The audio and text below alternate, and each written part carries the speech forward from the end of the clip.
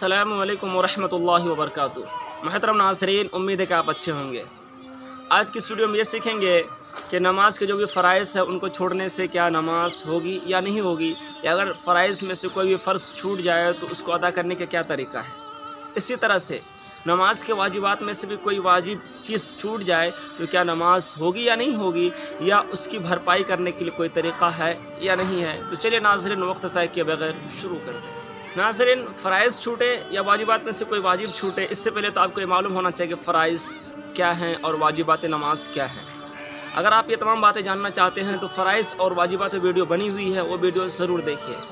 बस मुख्तसरन आपको बता देता हूँ कि अल्लाहु अकबर कहना, इसी तरह से क़याम करना, क़िराअत करना, रुकू करना, सजदा करना, ये सब फ़राइज़ नमाज है। इसी तरह से सूरह फातिहा का पढ़ना, सूरह फातिहा का सबसे पहले पढ़ना, तशहुद का पढ़ना, तादील अरकान यानी इत्मीनान के साथ हर रुकन को अदा करना, ये सब वाजिबात नमाज में से है।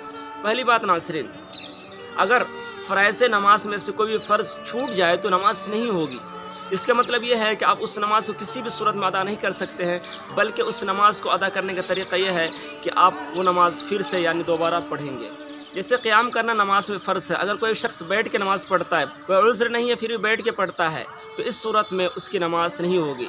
या कुरान का पढ़ना नमाज में फ़र्ज़ है, अगर कोई कुरान पढ़ता ही नहीं है तो उसकी भी नमाज नहीं होगी। हाँ, कोई उज़्र हो, परेशानी हो, जैसे कोई नया मुसलमान हुआ है या बालिग हुआ जिसकी वजह से नमाज फ़र्ज़ मगर उससे कुरान की कोई सूरह याद नहीं है, तो इस सूरत में उसे चाहिए कि वो कुरान की सूरह याद करे और नमाज की तैयारी करे, और जितने दिनों तक कोई सूरह या कुरान की कोई भी आयात ना हो उतने दिनों तक वो सुबहान अल्लाह कर नमाज अदा कर सकता है।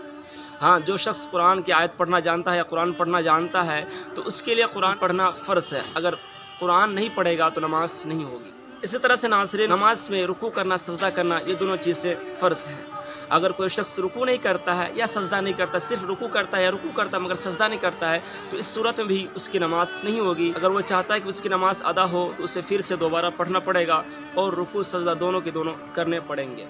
खुलासा कलाम यह है कि फ़राइज़ नमाज में से कोई भी चीज़ छूट जाए तो नमाज नहीं होगी, फिर से पढ़नी पड़ेगी। अब रही बात वाजिबात की, वाजिबात के छूटने से नमाज फ़र्ज़ के एतबार से अदा हो जाती है, वाजिब के एतबार से अदा नहीं होती। दूसरा सवाल यह है, क्या अगर कोई वाजिब चीज़ छूट जाए तो इसके लिए भी ज़रूरी है कि नमाज फिर से दोबारा शुरू करना पड़ेगी? इसका जवाब यह है कि नहीं।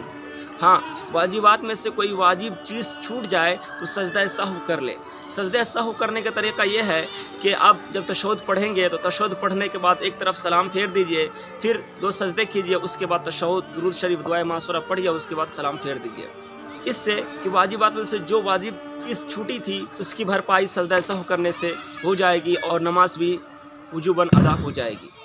इसी तरह से नाज़रीन, नमाज में सूरह फातिहा का पढ़ना वाजिब है।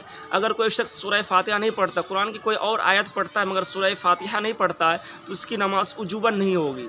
हाँ, अगर वो सजदा सहू कर ले तो उसकी नमाज अदा हो जाएगी। इसी तरह से नाज़रीन, तशहुद कि बक़द्र बैठना तो फ़र्ज़ है मगर तशहुद पढ़ना वाजिब है। अगर कोई शख्स तशहुद नहीं पढ़ता है तो उसकी भी नमाज वजूबन अदा नहीं होगी, फ़र्ज़न तो अदा हो जाएगी। हाँ, अगर सजदा सहू कर ले तो उसकी नमाज अदा हो जाएगी। तशहुद क्या है, इस पर वीडियो बनी हुई है, अगर आप देखना चाहते हैं तो ज़रूर देखें, लिंक नीचे डिस्क्रिप्शन में है।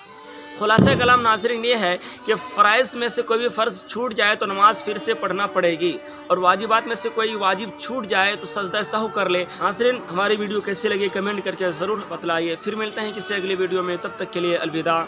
अस्सलामु अलैकुम वरहमतुल्लाहि वबरकातुहू।